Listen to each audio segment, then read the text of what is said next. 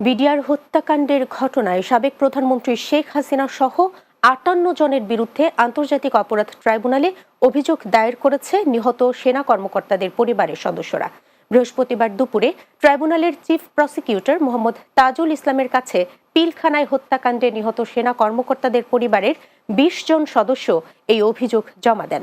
পরে তারা গণমাধ্যমে মামলা সম্পর্কে অবহিত করে বলেন, পিলখানা হত্যাকাণ্ডে জড়িতদের বিচারের আওতায় আনতে হবে। সেই সঙ্গে পর্দার আড়ালের কুশীলবদেরও বিচারের দাবি জানান তারা। দুটি বাহিনীকে ধ্বংস করে বাংলাদেশের স্বাধীনতা সার্বভৌমত্বকে সংকটাপন্ন করার উদ্দেশ্যে পরিকল্পিতভাবে আওয়ামী ফ্যাসিস্ট মতাদর্শকে প্রতিষ্ঠা করার জন্য দেশপ্রেমিক এবং দক্ষ অফিসারদেরকে খুন করা হয়েছে। এটাকে পরিকল্পিত হত্যাকাণ্ডই বলবেন। আমরা আইন পড়েছি একমাত্র একটা কারণেই, যে আমাদের বাবার বিচার আমরা চাই।